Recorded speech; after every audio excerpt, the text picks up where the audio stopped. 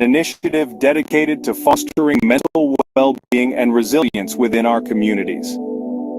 Mental health is a crucial component of overall well-being, affecting how we think, feel, and act in our daily lives. Our program employs a holistic approach to mental health, offering weekly learn-to-earn sessions that are both virtual and physical. These sessions are conducted via Zoom Meet and at designated physical locations, creating an inclusive and supportive environment for all participants. These sessions are designed to provide individuals with practical tools and knowledge to manage. By learning effective coping strategies and techniques, participants are empowered to take charge of their mental health and support others in their community. Our approach centers on the learn one, do one, teach one methodology. This ensures that participants not only gain valuable insights into mental health, but also apply these lessons in real-life situations and share their knowledge with others. This cycle of learning and teaching fosters a supportive network of mental health advocates. Through the Actuate Health Faucet, we aim to build resilient communities where mental health is prioritized and supported. Our goal is to create a culture of openness and understanding, where individuals feel empowered to seek help and support one another. Join us in this journey towards mental well-being. Together, we can create a brighter, healthier future for all. For more information, visit our website and be part of this transformative experience. Welcome to the Actuate Mental Health Faucet, an initiative dedicated to fostering mental well-being and resilience within our communities. Mental health is a crucial component of overall well-being, affecting how we think, feel, and act in our daily lives. Our program employs a holistic approach to mental health, offering weekly learn-to-earn sessions that are both virtual and physical. These sessions are conducted via Zoom Meet and at designated physical locations, creating an inclusive and supportive environment for all participants. These sessions are designed to provide individuals with practical tools and knowledge to manage stress, anxiety, and other mental health challenges. By learning effective coping strategies and techniques, participants are empowered to take charge of their mental health and support others in their community. Our approach centers on the learn one, do one, teach one methodology. This ensures that participants not only gain valuable insights into mental health, but also apply these lessons in real-life situations and share their knowledge with others. This cycle of learning and teaching fosters a supportive network of mental health advocates. Through the Actuate Mental Health Faucet, we aim to build resilient communities where mental health is prioritized and supported. Our goal is to create a culture of openness and understanding, where individuals feel empowered to seek help and support one another. Join us in this journey toward mental well-being. Together, we can create a brighter, healthier future for all. For more information, visit our website and be part of this transformative experience. Welcome to the Actuate Mental Health Faucet, an initiative dedicated to fostering mental well-being and resilience within our communities. Mental health is a crucial component of overall well-being, affecting how we think, feel, and act in our daily lives. Our program employs a holistic approach to mental health, offering weekly learn-to-earn sessions that are both virtual and physical.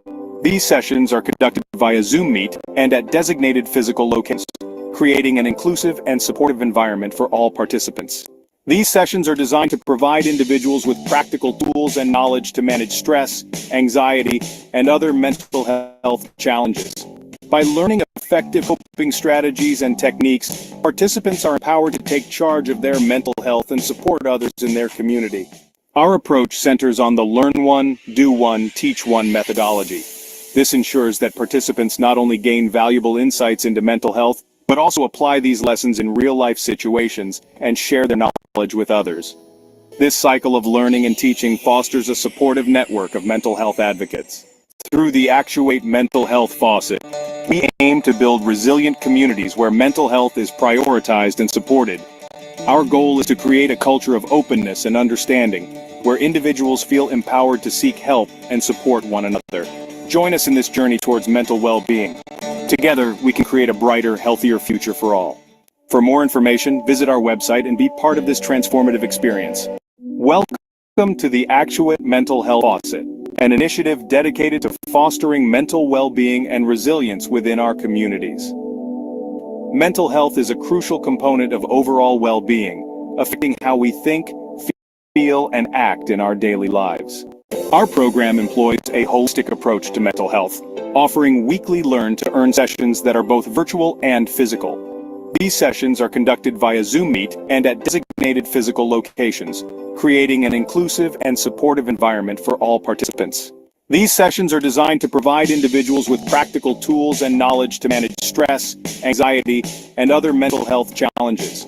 By learning effective coping strategies and techniques, participants are empowered to take charge of their mental health and support others in their community. Our approach centers on the learn one, do one, teach one methodology.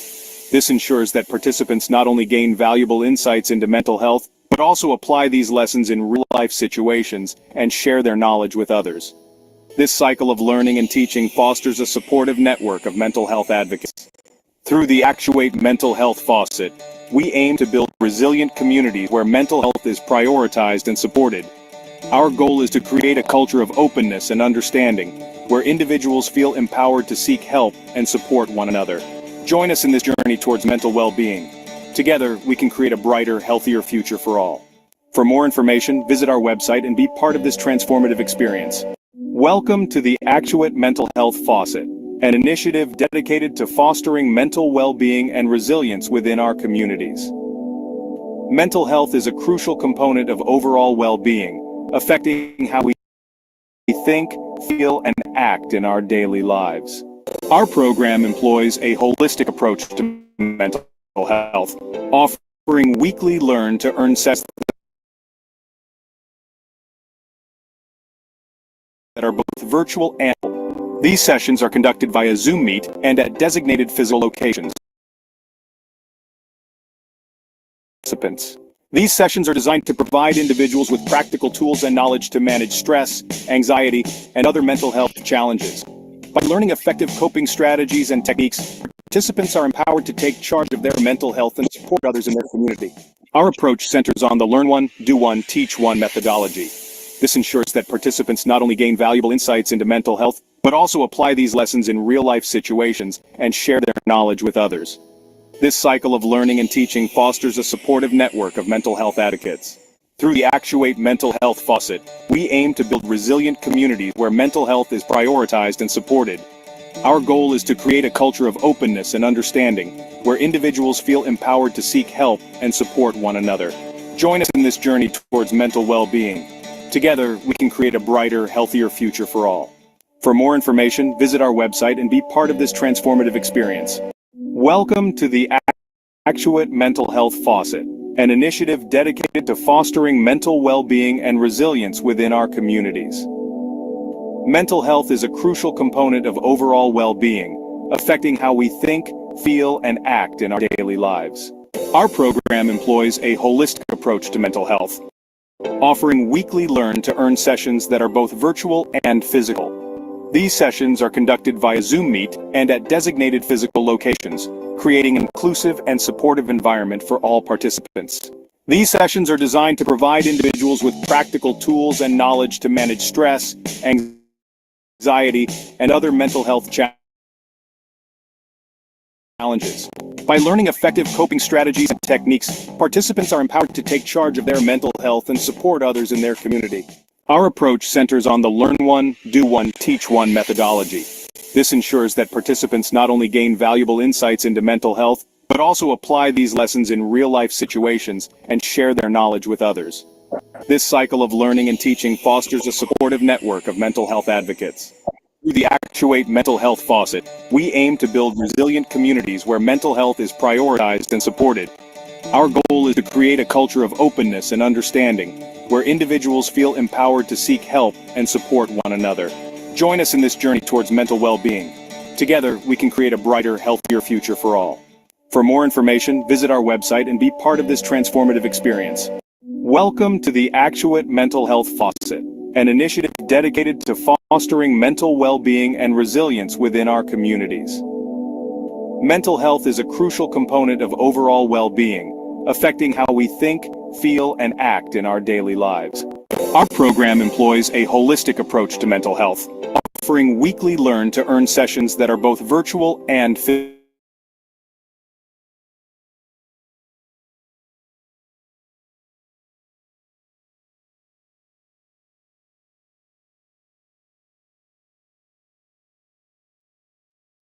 All right, let's get started.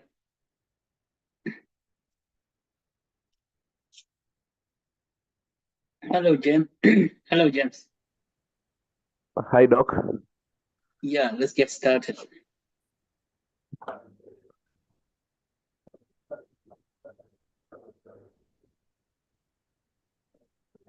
Okay, and I haven't gotten your message about whether Masharia is going after the trainer or. Yes, he's coming after the train.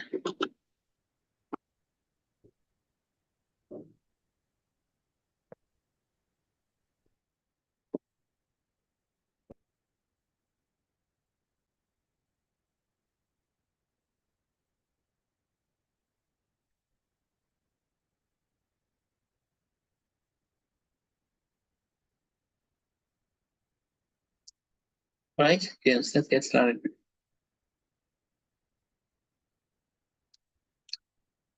I think we have lost your audio, or you are not speaking.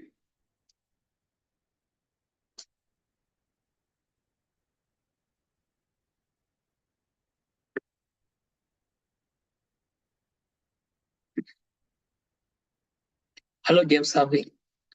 Frida, have we lost James' audio? He's still here. He's muted. James, you're muted. Oh, he muted himself right away. Wow, that's a long time.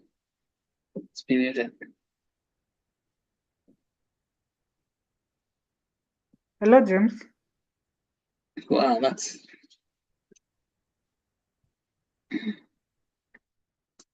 Is the train online?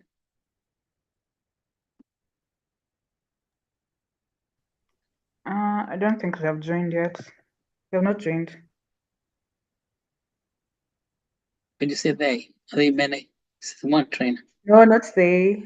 You mean he or she? Yeah. Uh, has not joined, and James is quiet. All right. Yeah, see this we get this kind of quagmire in the beginning. Uh, so James is muted. I wonder why he's muted. So today we are Okay. gonna be. Hello, Yeah, let me brief them. James. You are not audible. You're very far away. I'm saying that let's brief them. Then Frida, can you hear what he's saying? James, we can't hear you. Oh man, James. Hello. Yeah, come closer to the microphone somewhere. Something is wrong. We can't hear How you. about it now? How about it now? You're a bit louder. Okay, Oh. go ahead. Yes, I'm saying Yes. that let me brief you about today's topic. As Mercy is joining, she's asked for 2 minutes so she can join. So today we'll be discussing PTSD, which is well known as post-traumatic disorder, and our trainer will be Mercy Karere, and then we will have our chief guest who will talk to us, and then we will have closing remarks from Doc later on. So I believe we've done PTSD before, and generally we started even in our physical classes we did PTSD.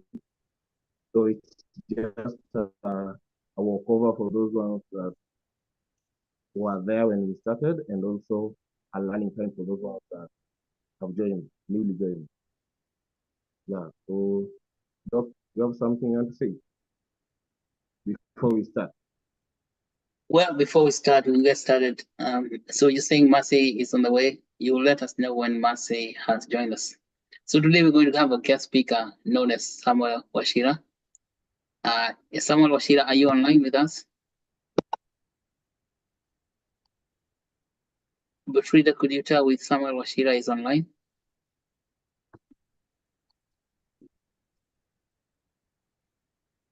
No. He hasn't joined. Oh, he hasn't joined. Yeah. Oh, that's super crazy. Okay. So yes, today we're going to talk about PTSD, post-traumatic stress disorder. And when Mercy comes, she's gonna spill the beans. Spill the Hi. beans. Oh, hi, Mercy, are you with us now? Sharia. Yes, I have joined in with the count by the name Lee King. Oh, we didn't know you were here. It's Lee, well. Lee King. Yes, Okay. yes. What does that mean? King of the Lee. Leroy, and Yes. King is his surname.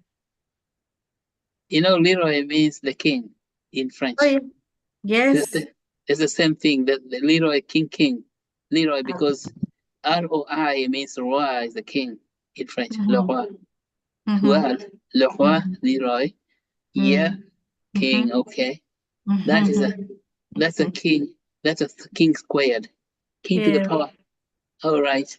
That's awesome. yes. Thank you so much. Yeah, maybe I can give you a minute and then I just get to understand what when I need to come in. Well, I we were just talking because we were waiting for you. So you come Oh, in now, yeah, so that we can okay. get started.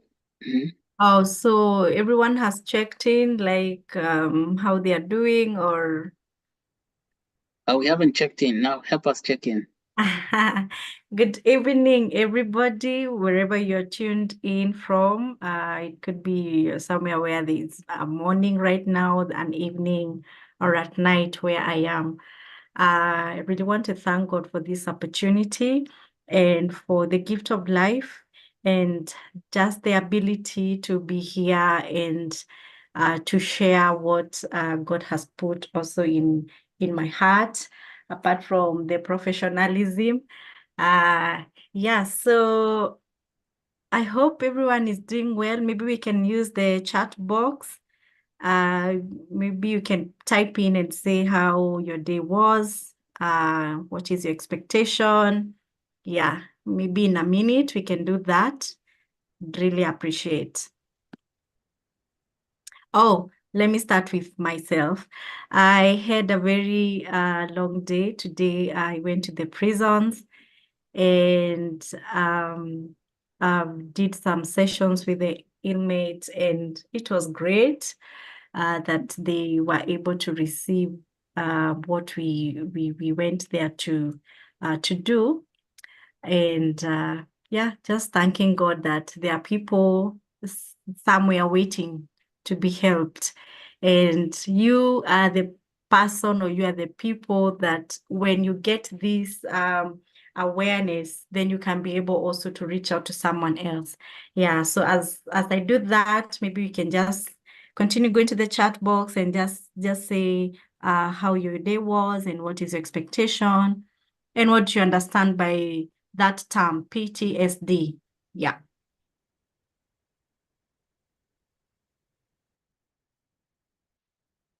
Okay, people, type away. Type how your day was. Mhm.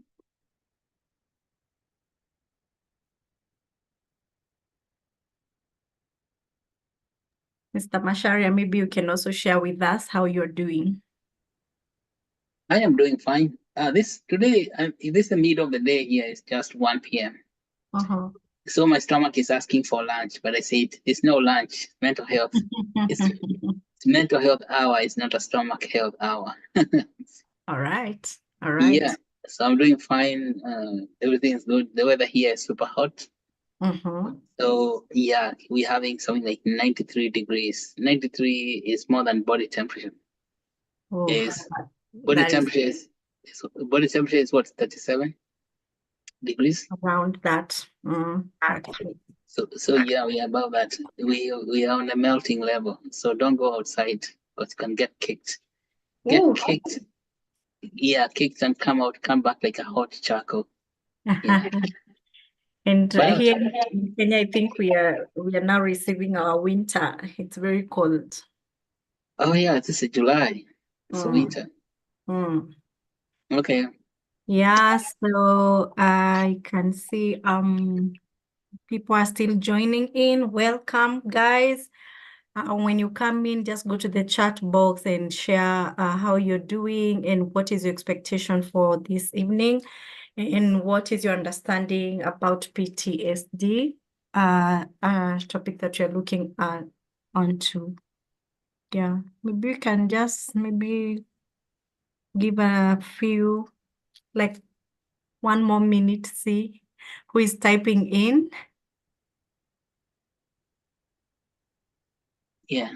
Or you can just unmute and just tell us.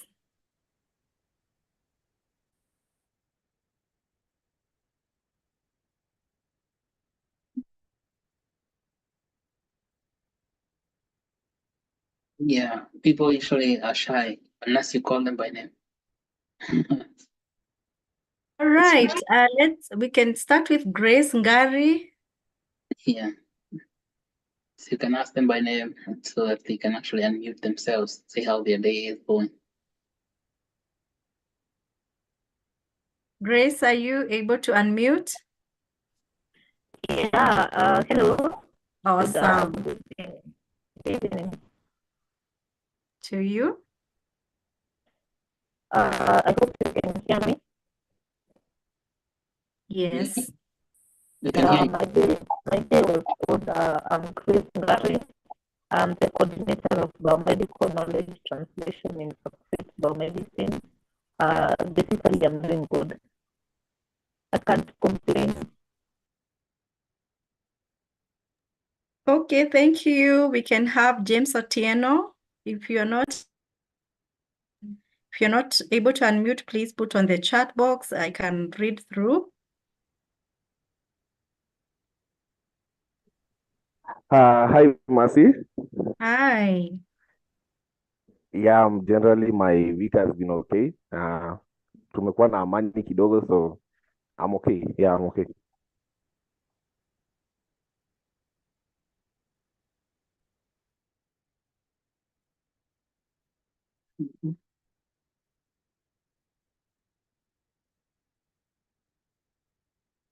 Yeah, we thank God for peace this week. It has been a good week in Kenya. We can have Diana and then John. You can unmute.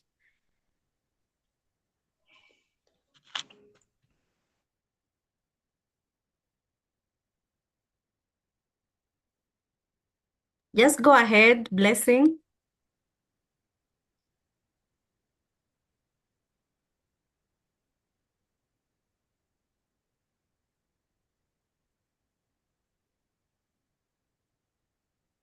Or Linda, Victoria, John, Frida. If you're ready, you can just unmute or type in.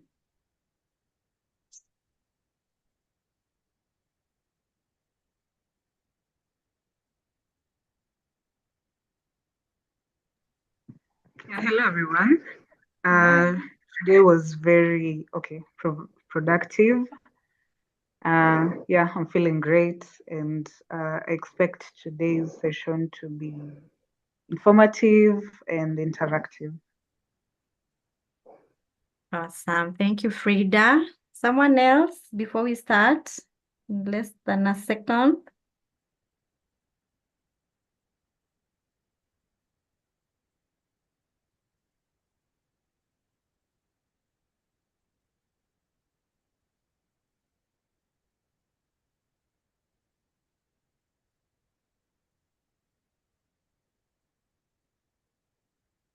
Deborah. Yes, from Linda. She says that my day has been okay, just busy as this week has had a lot of pressure. Thank you, Linda, for sharing.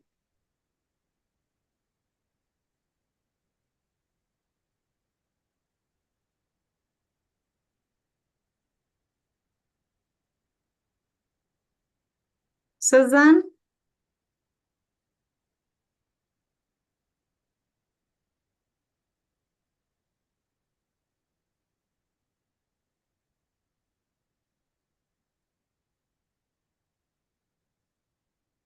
Okay, let's continue putting in the chat because Mr. Masharia has also said there's another guest speaking in. So thank you, Suzanne. Says that my day has been good. Looking forward to today's session. Awesome. Thank you, guys. Thank you so much for just that checking in. It's very important to do that, just to know how you're feeling and what could be the expectation. Some of you are saying it's that week that has been peaceful. You know, here in Kenya, we've just been having chaos, but we thank God that things are just unfolding and the peace is coming through, and we hope for better days ahead. Thank you, Victoria. You are also sharing that that you had a good day. And my day had been fine, ready for today's session. Awesome.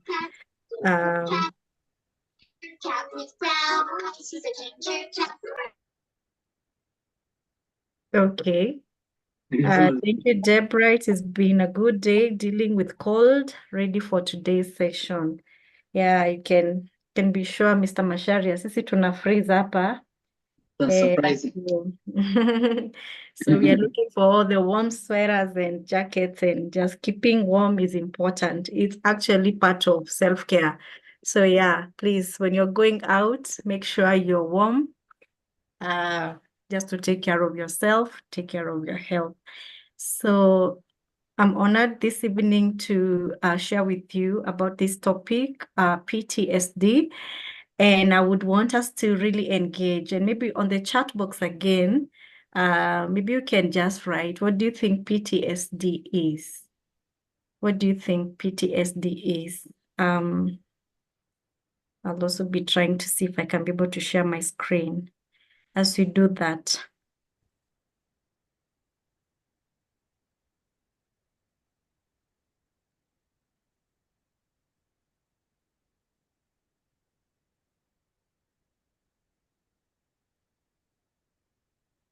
Are you able to see my screen? Rina, Yes, we can see your screen. Awesome. So yeah, let's talk about this PTSD. What do you think it is? You can also unmute. There's no wrong answer. Or have you ever had someone say that they have ever experienced PTSD or they are going through it? I'd like to try. That's okay. Thank you.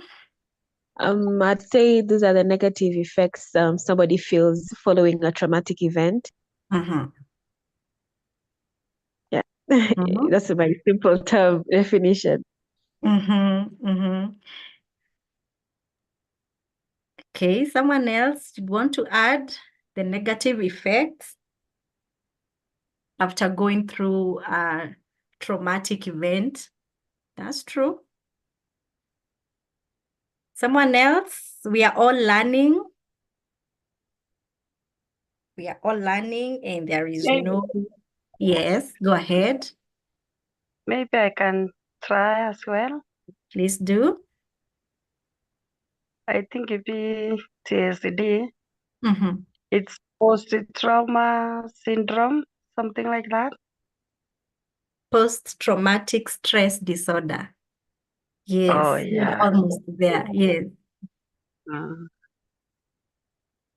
Mm-hmm. So you're giving us the definition, or you're giving us the meaning of the P and the T and the S and the D, right? Post. So that means that it's something that happened, yeah, and the trauma and the stress that came with that. It also becomes a disorder if you do not actually process it in the right way. Thank you. Someone else before we continue?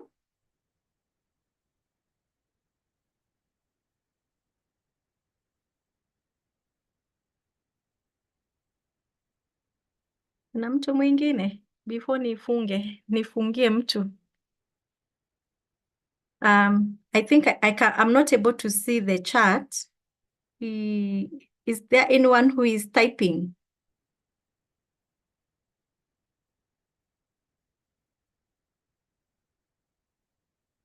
Maybe someone can help me check on this on the chat box. Yeah, we don't have any responses. Okay, thank you. So all those answers are correct. And when you look at this photo, what can you see on that? These are just photos that I borrowed from the internet, so they are not my photos. What can you see on that photo?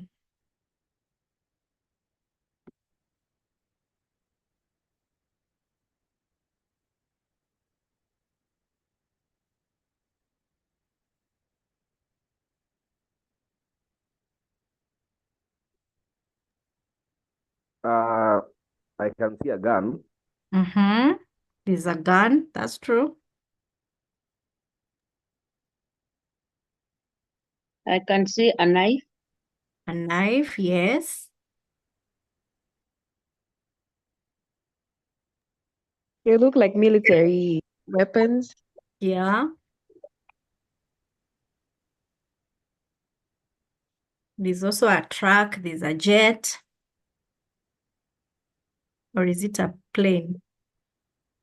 So this can just tell you that this was maybe a picture that was taken through part of maybe a place where there was war, and the things that are used when people are going through the war. So you can also see someone there with a parachute, meaning that either they were being rescued or they were running away, or they were just, or maybe the plane fell or something happened.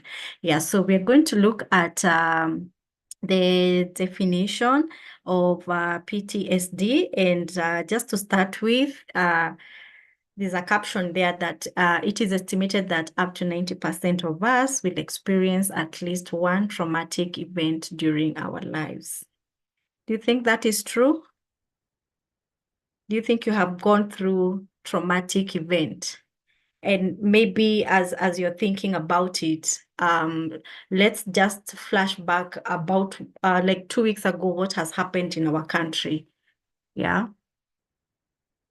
Where were you, and how would you say that has affected you? We can share. It's part of the learning.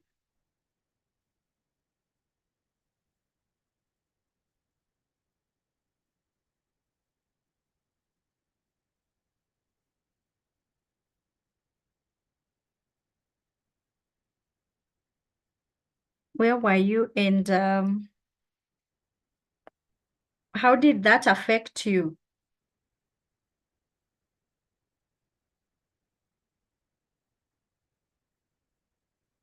How did that affect you?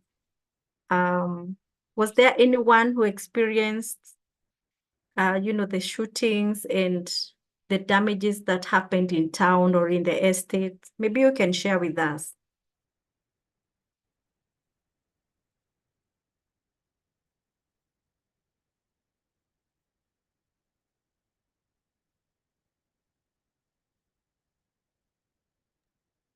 I was not directly involved. I was not there physically when the protest was happening, but I can say maybe I felt angered, frustrated, irritable at the same time. Mhm. Thank you. Thank you. And your name is, sorry, I'm not able to see. You're Diane. Linda, Oh, Linda, thank you. You felt angry, you felt frustrated, and those are the feelings that came now with what happened. Well, is there anyone among us who either experienced it, maybe you were there demonstrating in a peaceful way, and you experienced, those the young people being beaten by the police, or even because at the second time when people were demonstrating, it was worse, because there was a lot of burning of the buildings in town. A lot of businesses were destroyed. Or could you be knowing someone that went through that, or lost their business, or even was hurt? And how has that been?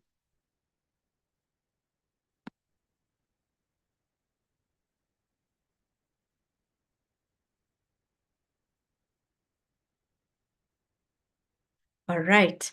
maybe you can put on the chat box and share with us. So what happened in our country the last 2 weeks? I think we all went through this trauma because again, we experienced a lot of so many young people dying, being shot. And some of us know these people. Some they are our neighbors, some are our friends, some are our schoolmates, and some are just people that maybe we know on social media. So sorry, did someone say something?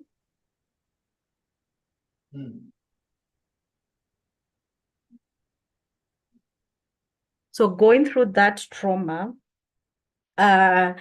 puts us in this 90% of us with experience at least one. And I'm sure maybe for Kenya, it was like 100%. Everyone went through that trauma. We were scared of going to town on those 2 days in a week. We were scared that your business might be looted and the fears that come with that. And as Linda has said, also the frustration, the anger, even the time wastage.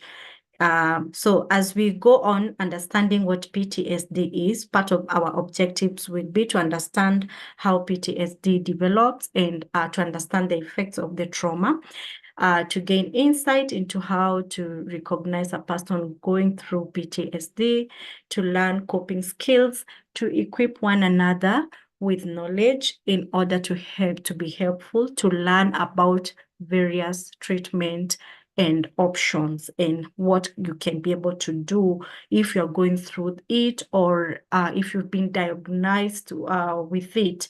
How do you then start living a healthy life? So so the definition here is that PTSD is a mental condition. It's triggered by terrifying event. And for the person who said that, the negative feelings that you have after the event, it's true. Because if this matter is not processed in the right way, then it is triggered in one way or another. Like now, what has happened currently in our nation has brought a lot of other battles that have been there in the country. If maybe there was someone who had not healed from that past trauma, it triggers back very badly. And experiencing an event could be direct or indirect. That is witnessing it. And that's why I was asking, was there anyone who was in town, or was there anyone who was in the estates that, people were shot? So as it occurred, so you saw it, you witnessed it, yeah? You witnessed it, you saw it, and you were there. Or also you're learning about it. Nowadays we have social media, so people are taking live videos, so you're able even to see it and also get to understand what is happening. So learning about an event where someone close has undergone a traumatic experience, or even having repeated exposure to distressing details of an event. So it's also a failure to return to normality after event. So we normally say stress is normal, but also the way you process the stress matters a lot. It matters if it is something that has stayed there for over a year or over months, then that also now becomes a condition. So if you have gone through a trauma and you're not able to actually come back to your normal way of life, it's something that is affecting the way you live. So that is what we can call PTSD. And I also borrowed this again from some of the scholars on the internet. And what people think PTSD is not being able to move on after a traumatic event. That's what people think. And you've ever heard people say, I'm gonna stress tangu, probably, let me use just this example, tangu apoteze mtu ama alienda through hiyo process ya lose mtu in life, they have never been normal again. But what actually it is unwanted memories, yeah, negative or self-image, hypervigilance, emotional distress, and sense of threat, intrusive thoughts, anxiety and depression, excessive blame.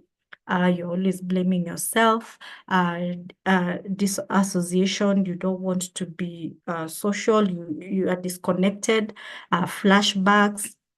Like I was saying, if you've ever gone through that trauma and you have never processed it, there's always those flashbacks that will always come in. They bring along a lot of panic and a lot of anxiety. So there are also nightmares, sleeping problems. You're not able to sleep well because you can see these images, and especially probably right now for those people in our country who are there in the forefront.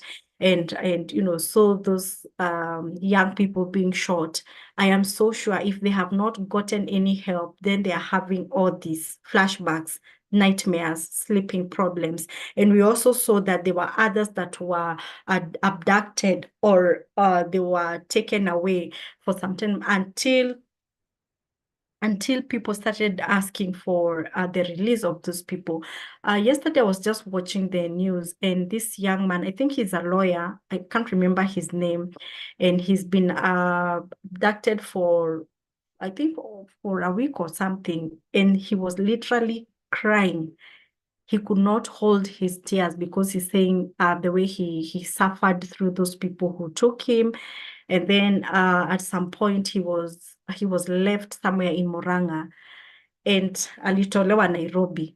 So you can imagine what could be going on through that young man. He is going through these flashbacks and nightmares, and also the feeling of being threatened always. Even for myself, I was asking, is he really safe? Yeah, is he really safe? Because if those people can take him for those days and then they go and throw him somewhere near a river in Murang'a, then that is a very traumatizing event that he has gone through. And we hope that if you're here or you know someone who has gone through these traumas, please ask them to see a therapist or to see someone who can be able to help them to process, because help is available. So let's look at the causes. And when I was looking at the causes are so many, and it could be war, it could be tribulations, it could be what went through in our country. We lost people, we lost businesses, we lost time, we lost so much. And this, if there are few people that I know who are in business and they're saying my business, my shop was looted to zero, and they maybe have gone through taking loans so that they can stock in their business. So these are people who are really going through trauma, and if they are not taken care of, then it can cause damage. So childhood traumas, when you talk about childhood traumas, what do you think these traumas are? Maybe this one we can a little bit share. What do you think the childhood traumas could be?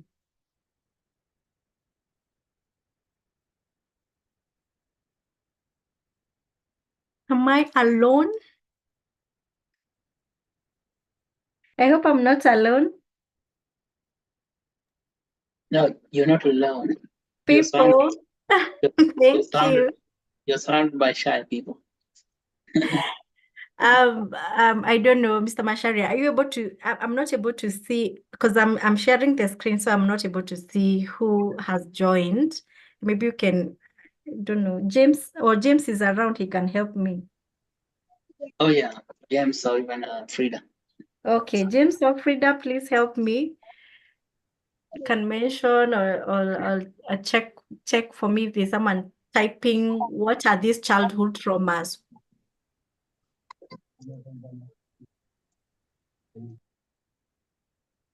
Okay, maybe we can start with James and Frida. You can share with us what you think childhood traumas are, or maybe you have gone through it.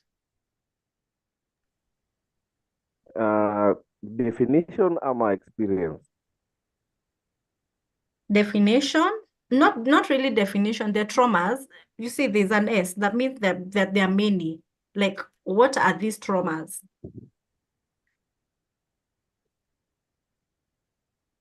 I think personally mine is maybe dead bodies.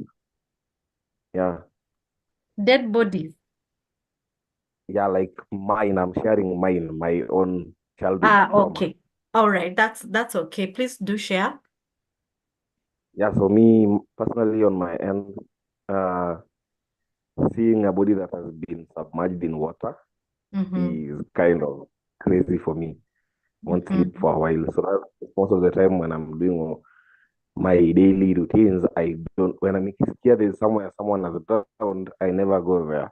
So that's my childhood trauma. And it came about when I was young. One Mm-hmm. of my friends drowned. Mm-hmm. So yeah. Oh, thank you so much for sharing that. I can only imagine when you were young seeing that. And have you been able to process that? Yeah, generally yes, but then in my line of work, sometimes it comes up. But yeah, I've processed it maybe 50%. Mm-hmm. Mm-hmm. Mm-hmm. Keep processing it. I can only imagine now, having seen that, and then again, now as a grown-up, that image cannot leave you. That image is it's hard to leave. Yeah, what other traumas do you think children go through as a child?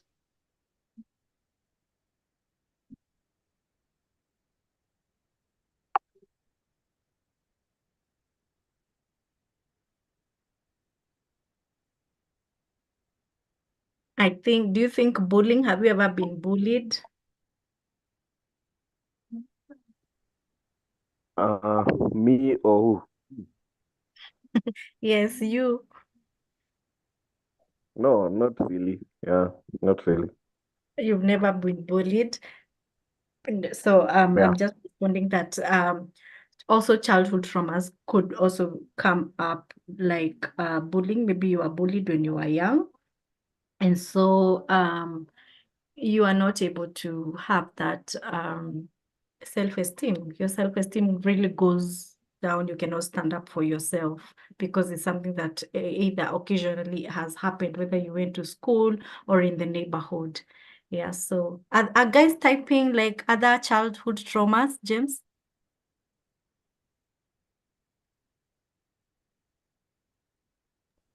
Not really, Mercy. I think you should just point out, and maybe if someone is open to share, or Okay. they can maybe tell us what they think Oh, about childhood trauma.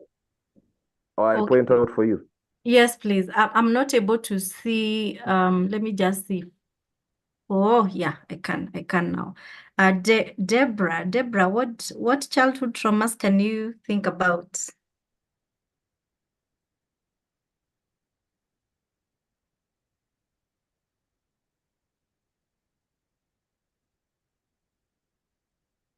These Kwambata Ndegwa.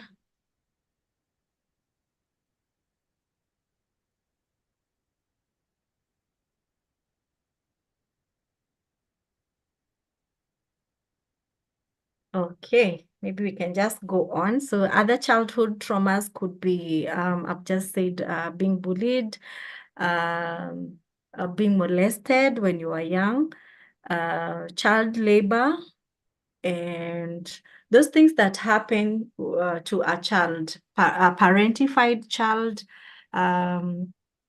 Maybe the parents were there, but yet again, they could not take care of the other children. And so you being either the firstborn, you had to take care of your siblings, and you are all in need.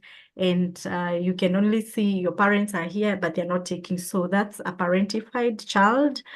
And there are so many other traumas that will come when you're a child, even losing trust with your parents or with your guardian, a feeling of rejection, the feelings of feeling like you are frustrated or even betrayed.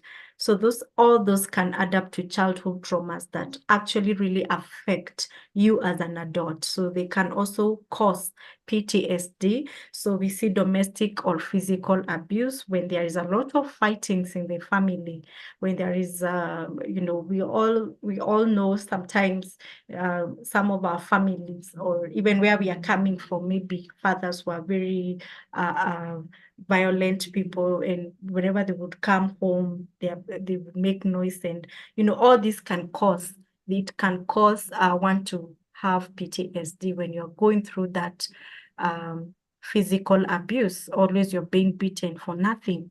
So natural disaster, it could be like, say for example, what we went through in the year from 2020 to 2022, I think, going through COVID for all that time. That is, I think, a natural disaster, and it brought a lot of people feeling threatened. They can't go out, the fear, the panic, the anxiety. People lost jobs, people lost their loved ones. So, and also the natural disaster. We see also the floods that happened in Nairobi just recently. And not only in Nairobi, you guys can remember, even in Maimahiu, the way a whole village was swept by the floods. And you can just imagine those people that survived, and seeing those images. I don't know if some of you have been there to maybe give support. If someone is telling you, here, my house was here, but you can't literally, you cannot even see any trace of a house or anything that looked like there was a homestead there. So you can imagine the natural disaster and what those people could be going through right now. So domestic or sexual abuse, it happens mostly in relationships and to people who are married or people who are living together. So you can have this sexual abuse can also cause you to experience that. So victim of kidnapping, as I was saying, like there were so many young people, and especially those who are who were, they were talking on social media, or was it on X? Some of them were abducted or they were kidnapped. And I don't know if they have been released, all of them. So you can imagine what those people have gone through. They said that, like that young lawyer yesterday was saying, he went through torture, he was beaten, he could not even be able to express how he felt, and until now he just started crying. So you can imagine what could also be going through. So taking care of a mentally ill family member or chronic illness, or someone who's going through a chronic illness, this one can really happen in many times. I have one of my clients who is going through this. She's taking care of someone who is mentally ill, and it's really draining her. It's really draining her. And so maybe the best way is just to encourage that person to only do what they are able to do. So that can also cause that trauma, because you've been there for a very long time. You're also seeing this person is not getting well, and you can start seeing the end. So the torture, again, as can be torture. There are some kids we have seen on the news who've been burned, who've been beaten even by teachers. Even some have been beaten and died. So that can also cause and forced labor for the children, and also for some, and I don't know why these things are happening in our country, but I'm sure even other countries they happen. Like all those people who go to the what are these countries called? The Arab countries, yeah. They have signed in for a certain job, but when they get there, some of them say, this is not what I signed in for. So I'm forced to do something that I did not sign in for. So that they can end up, and we have seen some of them coming back to the country are very traumatized. So that can also be cause or child experience, going through child labor, and at the end losing that child can really cause trauma in the fears of even thinking, will I even be able to ever get another child? Or even the fears of, if I get this child, will this child die? So these are some of the causes, but you can add on to the list. There are also other so many causes out there. I don't know up to there if there is any question.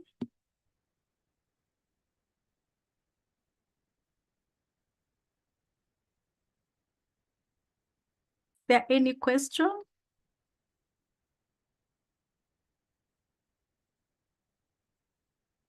Okay, well, let's continue and we look at the symptoms. So these are the symptoms of PTSD identified by development of physiological and psychological and emotional symptoms following exposure of traumatic event, like just explained there at the causes. Individuals must have been exposed to a situation where actual or threatened death occurred, like James seeing that dead body when you are young, and especially in the river. You know, that can also send signals of, I will never swim, I'll never get myself near the river because of what? Seeing that image has always come back, and you know, it's a process to process some things that happen during our childhood. So it can also, it cannot be diagnosed unless symptoms have been present for at least 1 month. So if this person has been behaving differently, just observing how they are for 1 month, then maybe you can advise them to see a specialist or someone who can be able to help them better. So I have an image there. Yes, question?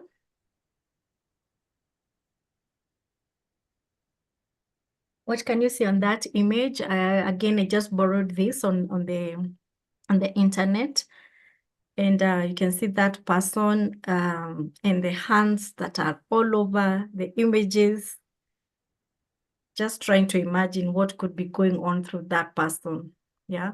Sometimes we look at people and they are smart and they are smiling, but they are really struggling inside of them. So I'm just imagining this lady, maybe she has gone through a trauma in her life and it has not been one. So there are so many that, you know, even start seeing hallucination, and people might even start thinking that you're pretending, but these things really happen.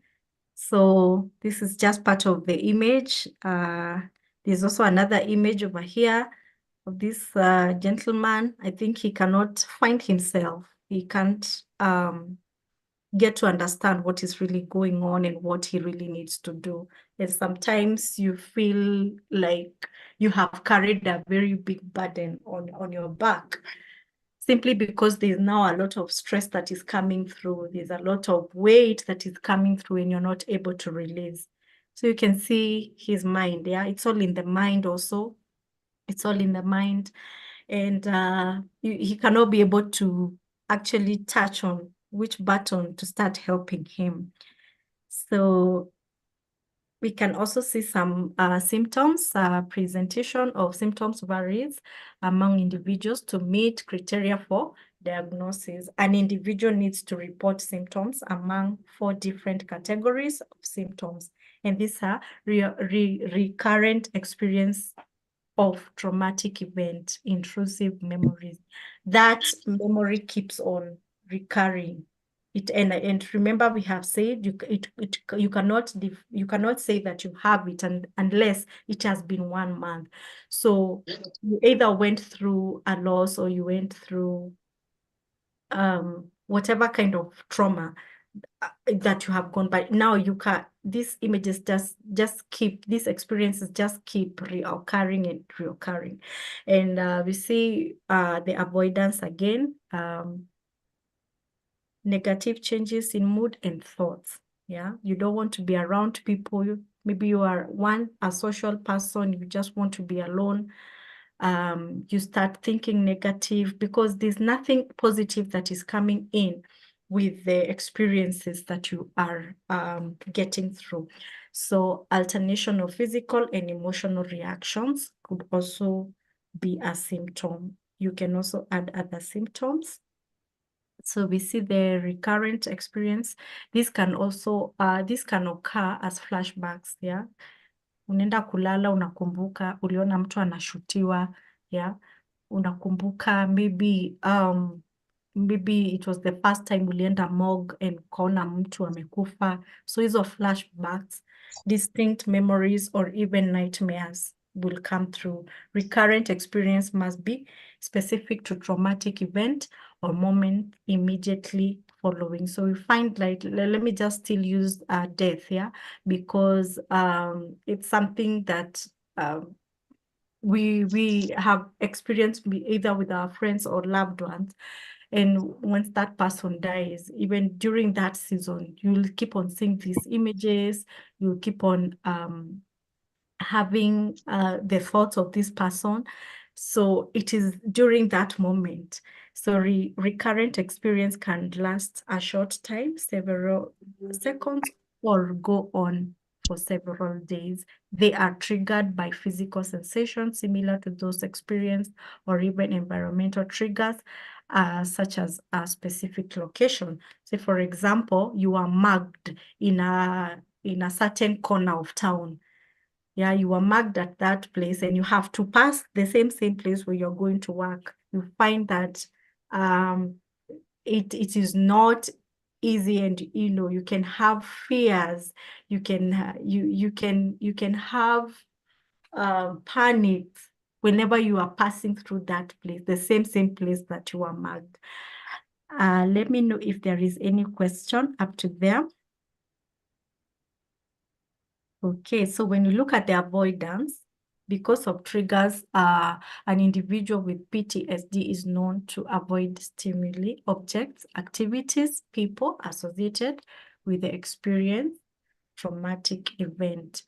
So by this also we can maybe flash back to what has happened into our nation, and find that now people, you don't want to see a crowd of people because it is something that is related to what happened and has affected you in a negative way. So avoidance is a way of an individual trying to avoid memories associated with a distressful event. You don't want to talk about it, no matter how. You don't want to talk about what has happened.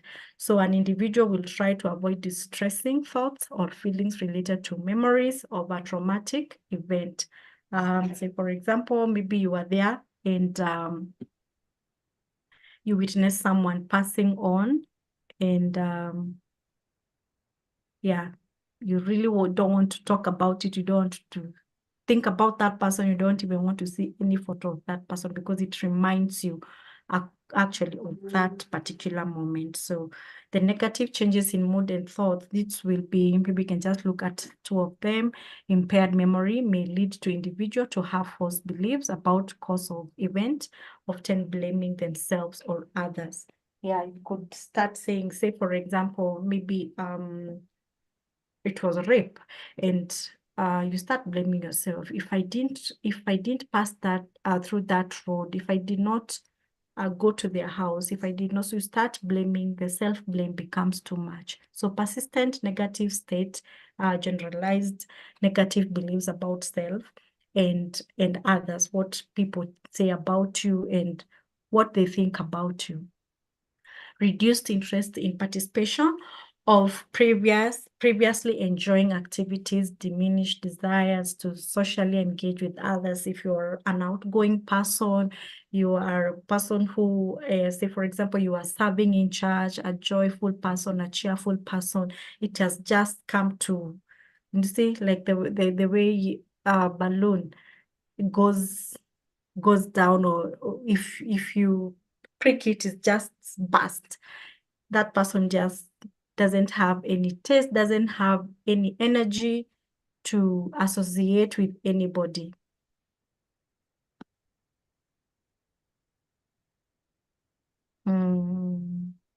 So in the physical and emotional reaction, negative mood can increase irritability, may make an individual quick-tempered and aggressive, verbally or physically. Aggressive responses may be provoked or unprovoked. Remember, it's like you've carried a heavy load within you and you don't know how to get it out. And so if anything little, if anything, something small is done to you, it triggers your moods. You are always moody, and you don't know how to go through serving other people or talking to other people, because why? You still have an unresolved issue. This is what we call unfinished business. And so you bring along everybody thinking that they are going to understand what you're going through. So behavior occurs due to heightened sensitivity to potential threat, especially if similar in nature to traumatic event. Significant sleep disturbance due to heightened and arousal state. So this is where your sleep is really disturbed. You can't be able to sleep until you start now either talking about this issue. It's when you will be able to start processing it slowly by slowly.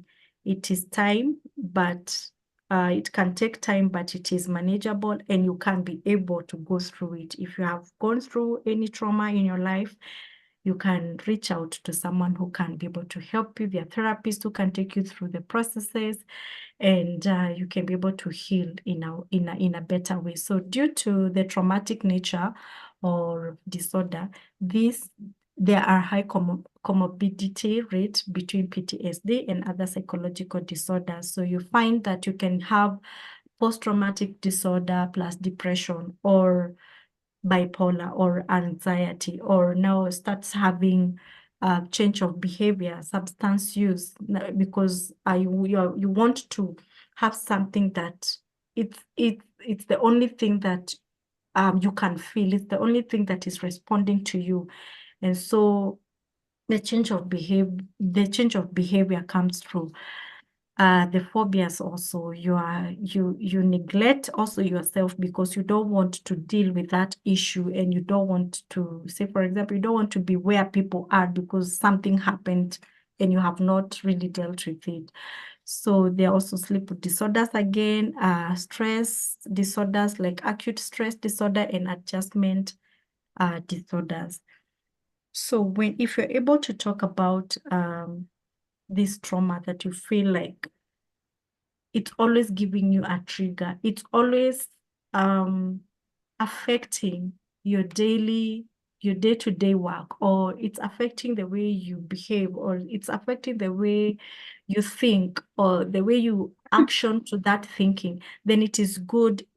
It's raising an alarm that you need help, and it's okay to seek help, rather than having some coping mechanism, which will also bring other disorders like depression and also bipolar. And as you continue getting into medication with mental illnesses, then it's not an easy journey, and also you cannot snap it back. So if you're able to, analyze, this is what I've gone through, or this thing always gives me triggers, then accept that you need help and you're not alone. Yeah. So the effects of PTSD, we can maybe look at one. It can cause disruptions in various aspects of one's life: work, studies, marriage, your relationships, just the way you are and the environment that surrounds you. So because you feel like, I said, you feel like people are supposed to be understanding what you're going through, but you're the only one who knows what is going on with you. So you're not able to cope with other people's temperaments. You're not able to accept who they are, because the world should stand or should halt to understand what is going on with you. We can also look at the effects, individual, family, and friends. The symptoms of PTSD can have advanced effects in that normal functioning is altered, and this can take a toll on all involved in caring for affected person. So it's very good to take care of yourself. And like I have said, just highlight like these things really triggers me and I need to deal with them. It has been over a month. It has been over years, but they are still there. I need to start working on them. So these symptoms can cause problems with closeness, trust, communication, problem solving. All this may in turn impact the way a loved one responds to trauma survival. So in communication, you just be on yourself. You can't trust anybody. You cannot be able to relate with other people. If it's something that happened to you when you are young and say, for example, you are defiled, then relationships becomes very, very hard. You can't trust anybody. Yeah, so there is treatment for trauma. You can do psychological debriefing. This is where you come and talk to a therapist or talk to a counselor. You can also, there's also exposure therapy. There's also cognitive behavioral therapy. These are just things that we use as we take through clients who are going through this. The psychoeducation, just talking about it. And also trauma focused, you can go through trauma training. There are small trainings that you can also go through that will also help you as you go through your trauma and anxiety also. So, and like I've said, you're not alone. You can get help. So the coping skills are you practice mindfulness, take care of yourself. Okay, we don't know what is happening to you. You're the only one who knows what has happened to you all your life. So are you able to analyze those things and start saying, these things have actually been blocking me from moving forward, and I need to start thinking about how to resolve these issues. So practice that mindfulness. Think about yourself. Think about loving you, taking care of your mind, taking care of your actions, taking care of your thoughts, taking care of how you respond to people, joining support groups. Again, like I said, you're not alone. So there are other people that have gone through trauma. And like we've said, 90% of us have gone through a traumatic event. And I think for Kenya, it's like 100, all of us were all affected in one way or another. So there are groups that are out there. People are speaking about what maybe they have gone through. You could get help also in those groups, support from family and friends. Be receptive to support help, and also be open to get help also. Exercise, take a nature walk. If it's not a nature walk, then you can do gym, or you can swim, or you can do something to exercise your body and your muscles also. Just make sure that you're doing something that will help you to, at least ukiona hiyo sweat imetoka, unajua there's something that you have done. Journaling, you can journal your issues, whether they are good or bad. It's a good way of keeping the track of how you're doing. And if you're not good in journaling, you can look for something else that will continue reminding you. You know, there are even those boards that you put in your bedroom where you're sleeping and say, today, this is what I did. I'm struggling here. I need help here. So avoid drugs and alcohol, of course. This is mostly a coping mechanism to trauma. So as much as you can, avoid anything that will make you to have a distorted mind. Self-care, take care of yourself, shower, groom yourself, love yourself, to eat healthy. Be there for yourself. I normally say, no one is coming back for you. You have to come back for yourself. You have to lift yourself again. You have to encourage yourself that, I've gone through this, but there is hope. There is always hope. If we are, when we are hopeless, there is always hope. There is always hope in life, and it's just starting again. And that mindfulness, you're meditating. If you're a Christian, you're meditating on scriptures that speaks about you, that speaks about the promises God has for your life. Relaxation techniques, taking deep breath whenever you feel anxious, whenever you feel the panic, whenever you feel threatened, you don't know what to do. Breathe in. breathing in the count of 5, releasing and breathing in and holding until your muscle relaxes. Meditation, again, I have said, meditate, listen to music, good music. And if you're going through trauma, you are not alone. You're not alone. And there is always, always, always help. So the pattern short also is there is no time stamp on trauma. There isn't a formula that you can insert yourself into to get from horror or to heal. Be patient. Be patient with yourself. Be patient with yourself. Be patient with yourself. Don't be too hard on you. Yeah, take up space. Let your journey be the balm. Imagine you being the healer because you have gone through it. Then you can be able to take someone else through it. So think about it. Be patient with yourself. If it's someone you're taking care of, also be patient with them. So my conclusion is that one day you will tell your story of how you overcame what you went through, and it will be someone else's survival guide, or it will be the balm, the healing balm. So this is I am done with my presentation, Mr. Masharia. I don't know if there are any questions that are coming through. Oh, welcome. I don't know, maybe Rita can tell us if there are questions. Frida, can you see questions, comments, concerns? Hello? We don't have any questions so far in the chat box. Okay. So what I think, what you said, that a very great presentation. I think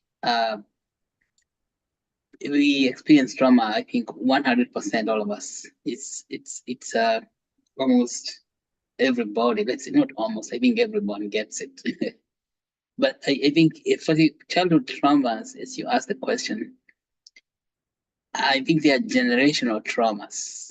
When we were growing up in the villages out there in Mount Kenya, we were traumatized by the agriculture, that subsistence agriculture we used to do there, picking coffee. It was a very traumatic experience, for children. That's child labor. I remember when, but I don't know how we survived that, because as a child, just first of all, arriving in a coffee plantation to pick coffee, it was overwhelming. And then you have to stay there the whole day, pick coffee. Then after that, take the coffee home. You sort it out, even more experience in work, really. And of course, the grown-ups, as they were, they're always yelling at you as a child. So children are made to work like that. Grown-ups yelling at them, they cannot see anything good children are doing. And then we are made to carry that coffee for kilometers. One bag full of coffee to take it to the coffee factory. We didn't even know for what we were doing all that. See, extremely traumatizing. And you see, those were the days of corporal punishment. That when you go to school, you get caned. You get about 20 canes, strokes of the cane for showing up late or doing anything. And then we are not even allowed to speak in our own language then. Because if you're caught speaking Kikuyu, you get something called monto. I don't even know what that means. I think something called monitor. Come to think of it. It was a punishment. Yeah. So that thing was getting passed around because they had you speak your grandmother's name in your language. Yeah.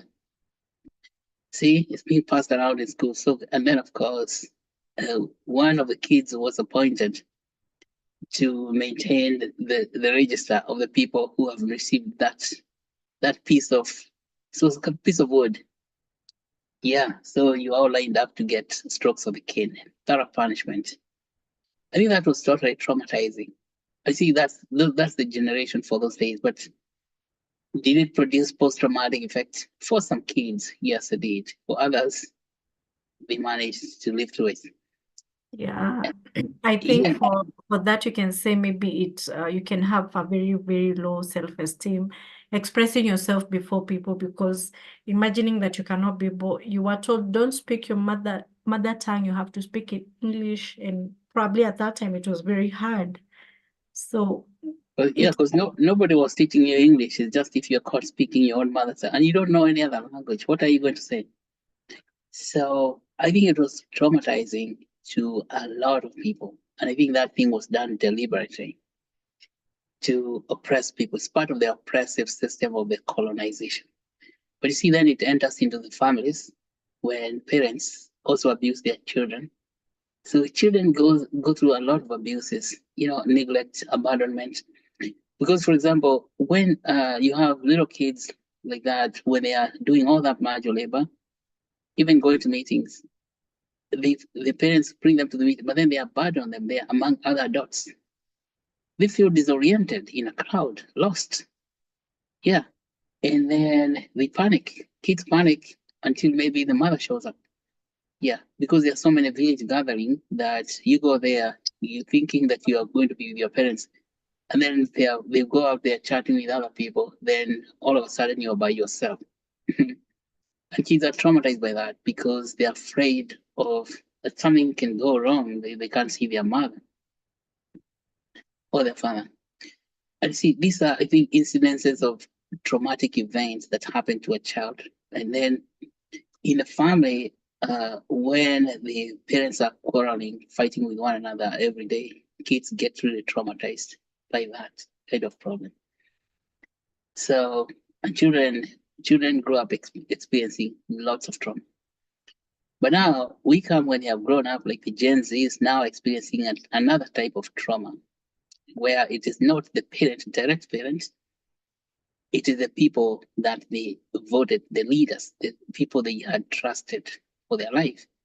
And you see what's happening now with, particularly say, the national leadership.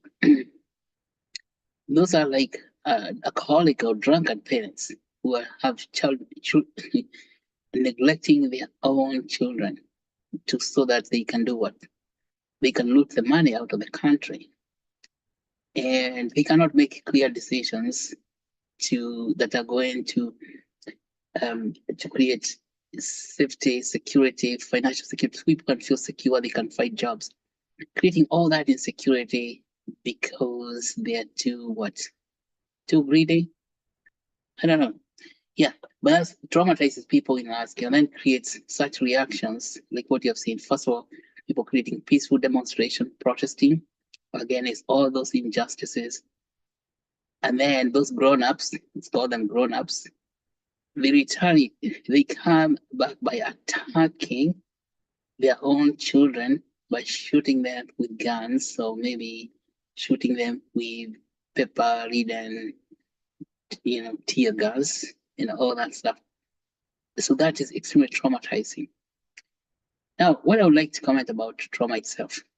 Trauma, the way it's processed by your brain, so you can understand what is going on, and maybe the strategy that you can overcome the effect of trauma so that the trauma does not sustain its effect on your body to create a post-traumatic effect is that your brain operates like the local traffic lights. See the traffic lights at on a highway, say Uhuru Highway. You have, imagine that intersection between Haile Selassie, Uhuru Highway, and Mombasa Road. Say that was going out down southwards to Mombasa. So at such intersection, you have traffic coming, say, from Nyerere Road, and let's say it's called Nyerere Road, which comes to Haile Selassie. Okay. In order for you to come from the west side, Nyerere Road, to get into the eastern Haile Selassie, you have to wait for your green signal. Okay. Or yeah, let's say the policemen are not interfering. The policemen are the cause of stress. So the nervous system operates like that. That is known as a neurotransmission. Transmission is a signaling system. So when the traffic is good, you get the green light, so that when the vehicles are coming from Upper Hill and they're going down they want to enter into Haile Selassie, they get a green light. Now, supposing there is trauma in a traffic jam, in the traffic system, the traffic lights, instead of getting a green light to go to Haile Selassie, that light stays red, continuously red. Okay, so it can stay continuously red if the other traffic is coming, say, from Uhuru Highway, going to Haile Selassie, is allowed to pass on a continuous basis. I just wanted to have that picture of how the brain is transmitting. So you have two things happening. When you experience stress, there is a traffic light for the stress reaction. So the neurotransmitters for stress are given green light. So the neurotransmitters for the stress, when they get the green light, what do? They allow you to react, either to run away from the stressing situation. It's called fight, okay? Or you fight back, it's called fight. Or maybe you freeze because you're too scared. Or you become afraid and start troubling. Okay, so that is called the F's, the fear, flight, fight, or freeze response.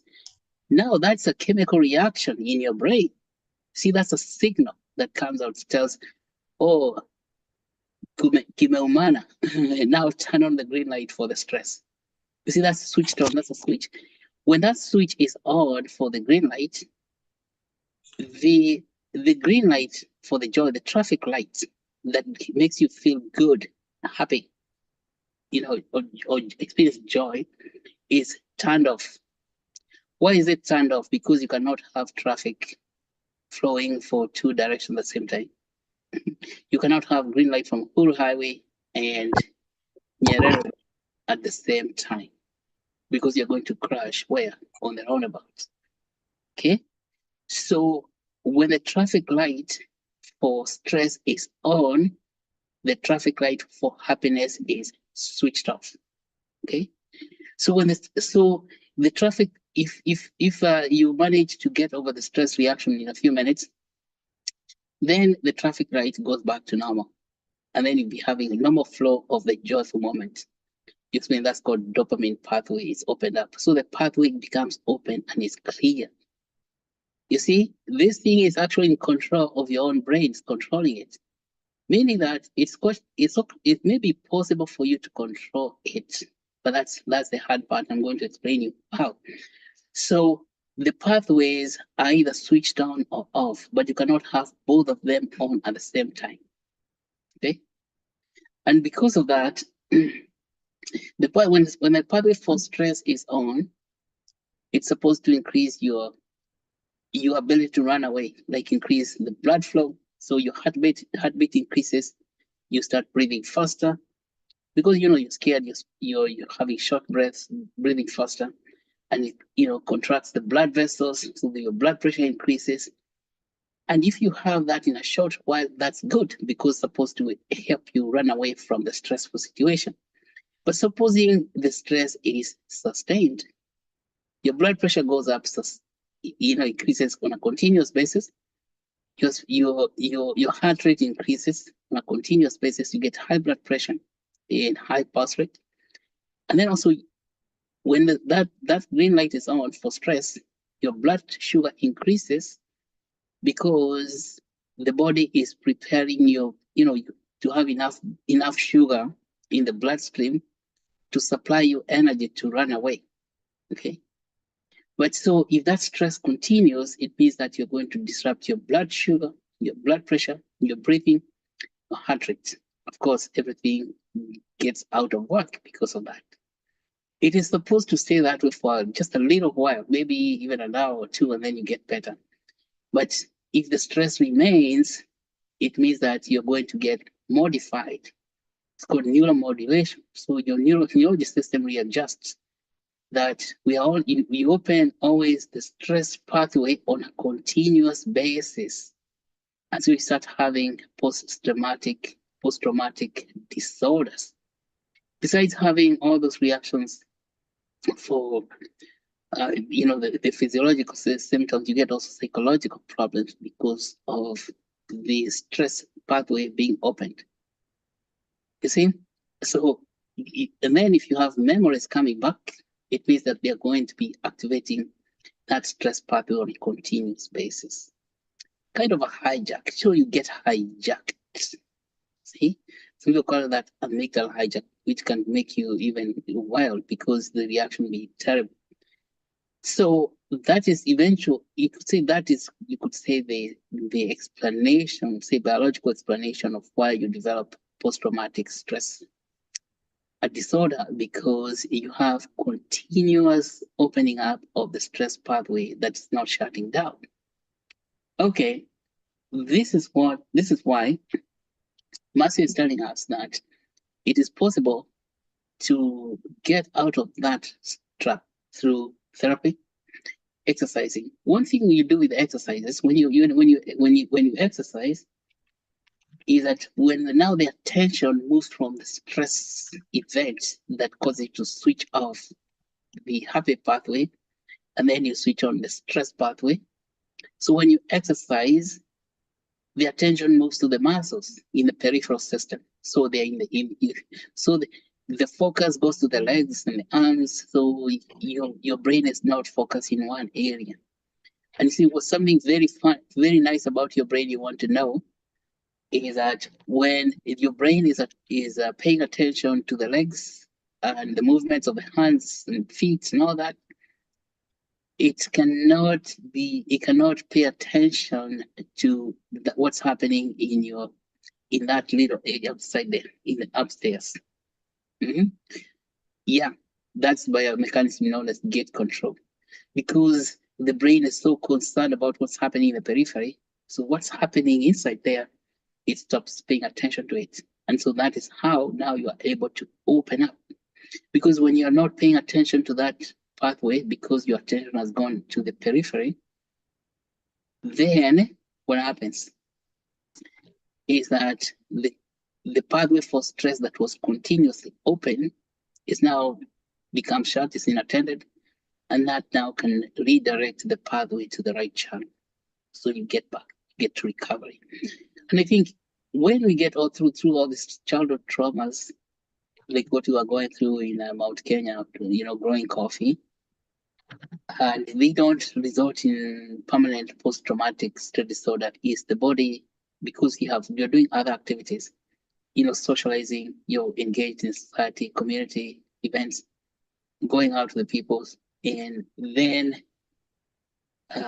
the initial shutdown gets readjusted and it come back. But if it is sustained, then you get permanent action, which is gonna be now every time you get just a slight trigger event, the whole disorder gets triggered again. So I think that's what I wanted to add about that biological explanation. But so it's not all lost. When you go through trauma, there are many ways of getting it. So don't give up hope. Okay, don't give up hope. Not all is lost. And even when you're having those incidences coming back, trying to bring them back to you, you can manage them by doing something different. Some people, the Eastern philosophy, they go into meditation where they teach you how to stop thinking. I think it's very, very hard to stop the thoughts from getting into your body. That's thought intrusion.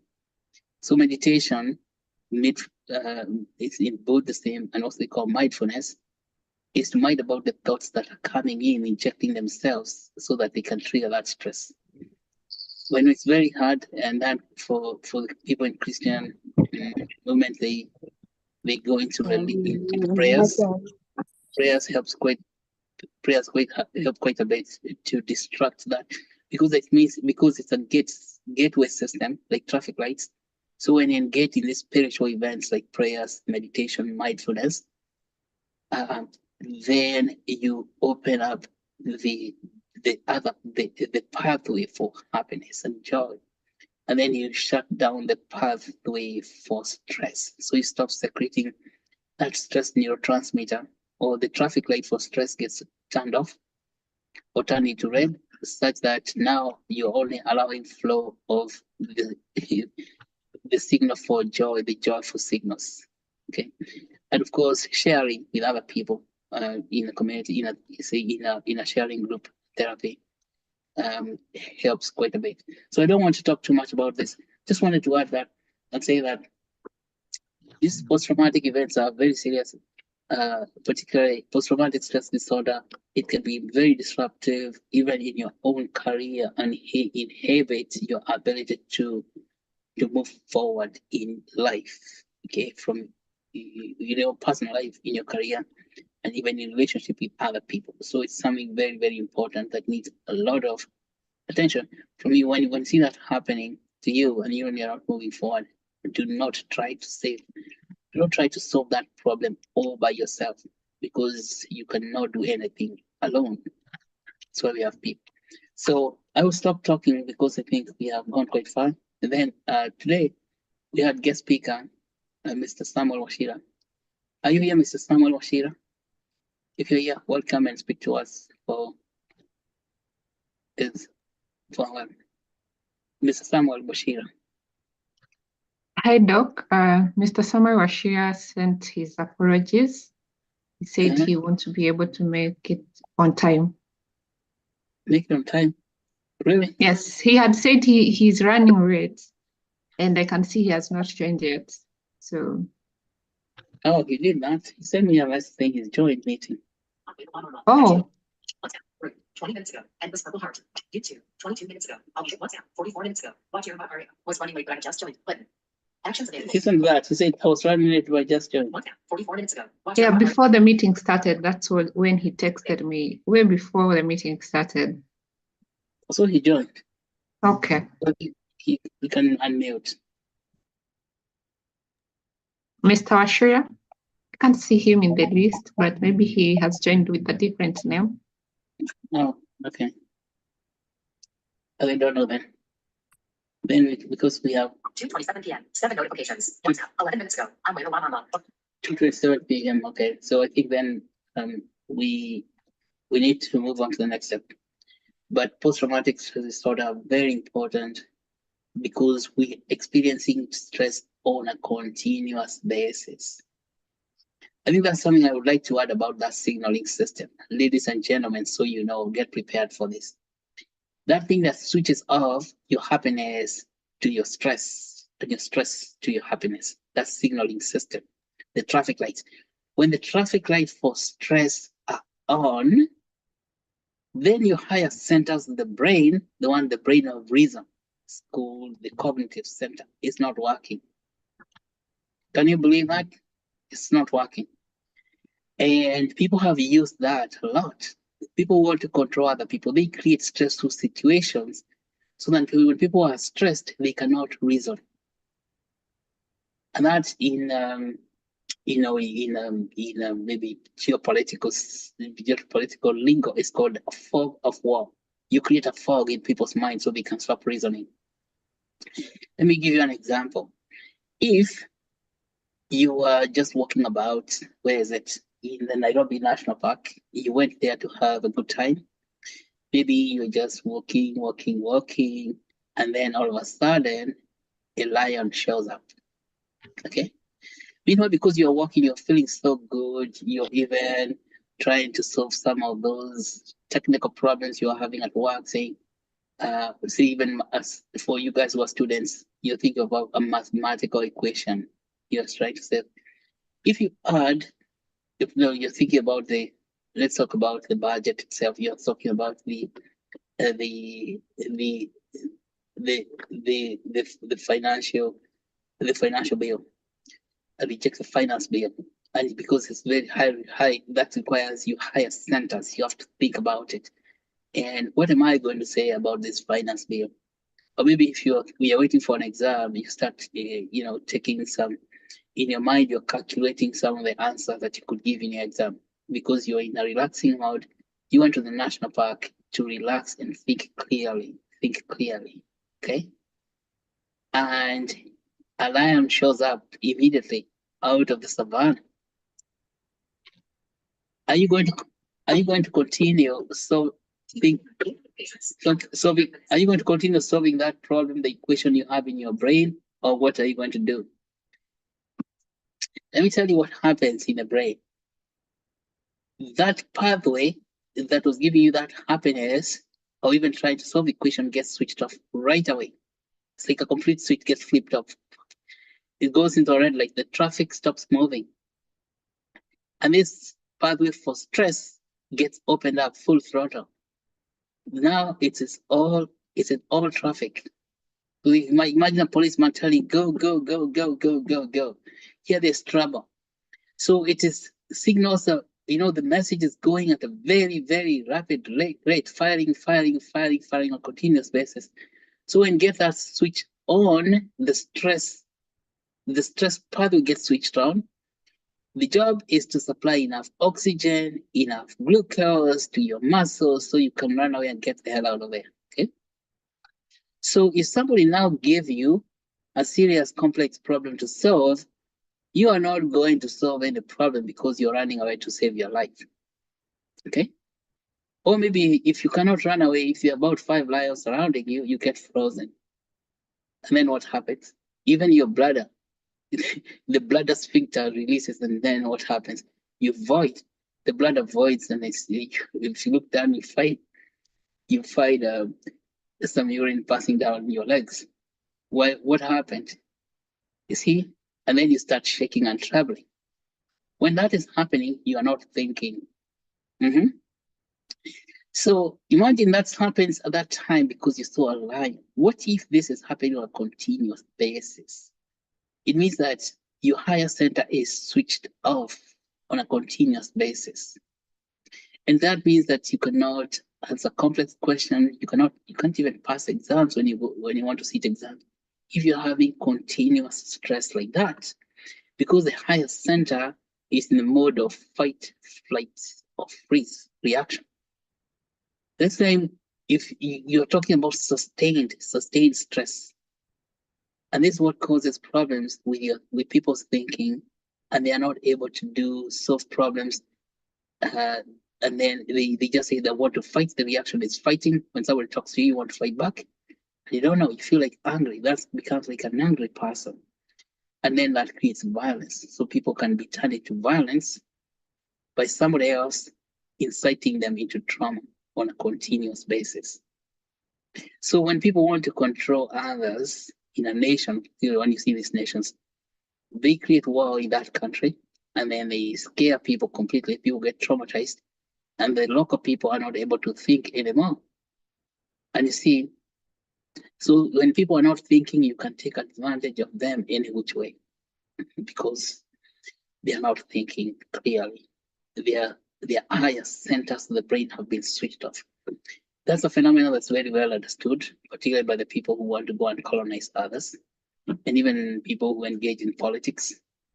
So they create some sort of chaos. And you can see, I think what you have in like those demos that were happening in Nairobi protests, they are peaceful protests. But these peaceful protests, people are peaceful, they are very highly reasonable, and they can come out with strong arguments that were posting on social media until people say, whoops, what's going on here? These guys are brilliant. But then the reaction to those guys in the higher powers, they think, they bring police with guns and shoot around, or even they bring gangsters to loot shops to create an idea of chaos. So they start traumatizing the people. So by creating that fog of war, they're hoping that people's higher centers are going to be switched off, and it's so that they do not follow up with the idea that they wanted to achieve. See, that's a strategy used a lot in war. So to traumatize people so that they cannot even think about what to do next. And when people cannot think about what to do next, they get stranded.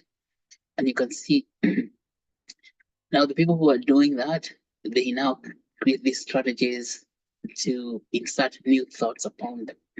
As you have seen over the last 2 weeks in the protests in Kenya, where initially they told we are going to have dialogue, So in creating new words like that, thinking that the people are in a fog. But gladly enough, the Gen Zs did not get switched off. At least not all of them. Even if they tried to traumatize people initially by shooting live ammunitions, and then and then shooting shooting tear gases, and then even insinuating looting shops, breaking down people's shops. The Gen Zs did not succumb to that technique. And why did they not succumb to that technique? It's because they were very, very many. There are very many. So it was not possible to produce such an effect of switching off people's higher centers across the board. There were too many. So they can't do that. Even if they trauma state a few, they could not manage to switch off everybody at the same time. Unless they did something massive, which is now becomes obvious that they are the ones doing it. But so I think the social media itself has become it's become a protective agent. You could say it's a protective agent that's protecting people's higher centers from being switched off. And I think you can see how this is working, because in social media, people can get on X spaces, Twitter spaces, and talk out. They speak out. They share the tough experience they're going through, and it's through that sharing that higher center switch off becomes unswitched, because you realize you're not alone through sharing. As you're saying, so it's very, very therapeutic. Those X spaces, you could say, they're like therapy sessions that are available for the people to share. I've seen there are five different social X spaces, even run by certain pastors, who come and tell people to just share and share. So that sharing is very, very, very, very powerful. It's almost like the debrief that Mercy has talked about. You see, because when you're there debriefing, people are just downloading, getting everything off the chest, and then they feel like it's not alone. And what's happening when they're doing that? It is a traffic light mechanism that's taking place inside the brain. So where there's a green light for the stress hormone, the neurotransmitter, the stress pathway, the green light for the stress was on all the time, it gets switched off during the sharing in the X spaces. Okay. And so what gets switched on when the green light for the stress gets switched off? What gets switched on is the green light for joy. And so you start getting, and I think that is one way, and we want to encourage people to share as much as possible, because if they're sharing with one another, they are in, you could scale. This is unprecedented. It's called a large-scale therapy. Maybe Mercy can talk to us a little bit about that kind of large-scale therapy when people are sharing in X spaces together. And you can see they are able now to switch on the green light for the joy pathway, because they can express joy, can feel there's hope. And even what they were going through so much, you're not alone, you are with other people. Like if you're in a Twitter space with 2,000 people, or even there's one Twitter space at one time where it went to almost 1 million people, you're not alone, and people feel very happy about that. And see, that feeling of happiness is feeling of joy. That joy is a chemical reaction that's happening inside your brain. And you see, that's where healing begins. And you can see that's why, because of that healing, then people cannot be manipulated any further by those guys who like to cause a fog, that kind of fog for secreting the high intensity neurotransmitters for the stress pathway. It just gets washed out. And so I think whoever those guys who think they are doing that, they are fighting a losing war. It's all in higher centers. They can no longer switch the higher centers the way people were switching them before. You see that?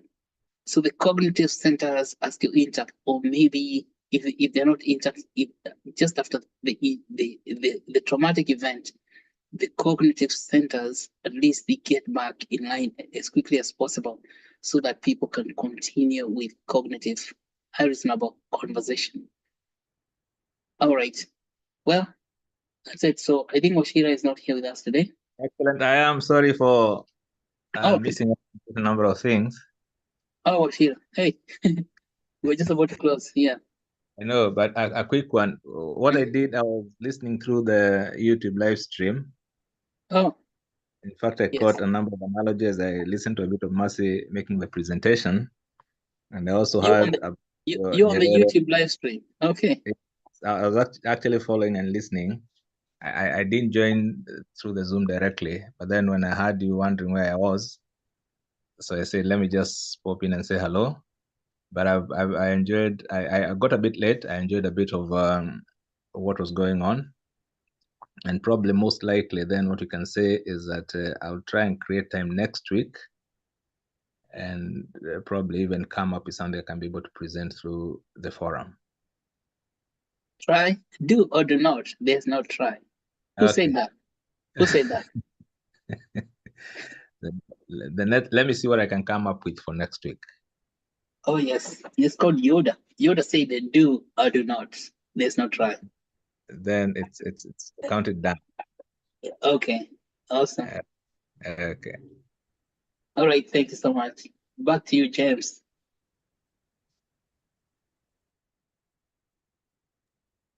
I believe everything is done.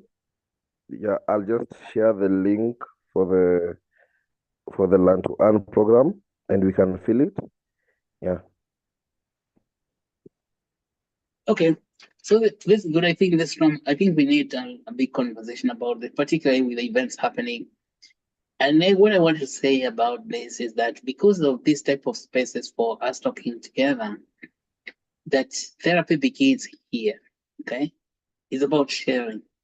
As I was saying about those Twitter spaces, people on Twitter spaces, when they're sharing like that, they actually do not realize that they are switching on the happiness pathway.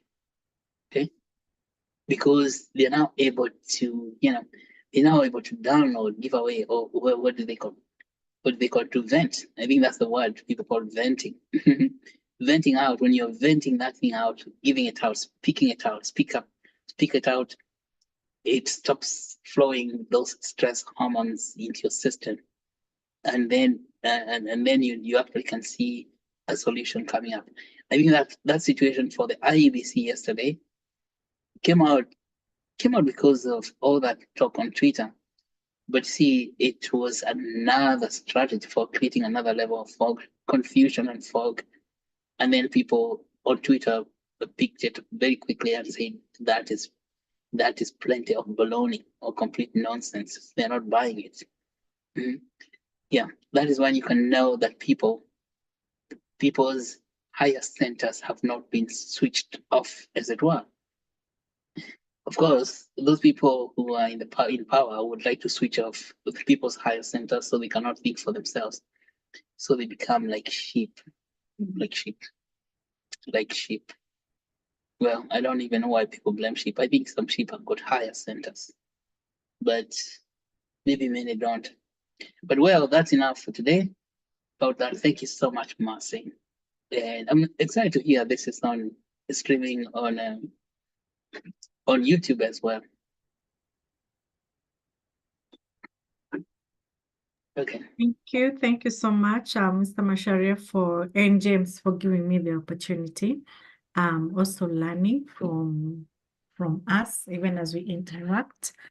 Yeah, so thank you guys for listening. And in case you need to be assisted in one way or another, please reach out. We're here to support in whatever way we can be able to support. God bless you. Yes, about that, we're talking and preparing for one-on-one sessions. I think there's a lot of people who need one-on-one private counseling.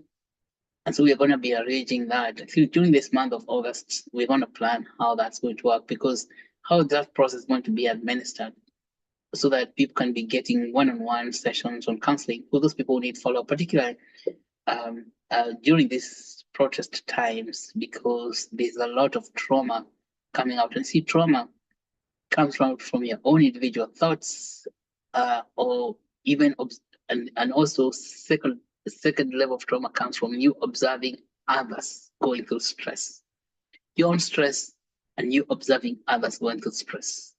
So that's called sympathy. So you sympathize with others and you get traumatized by that.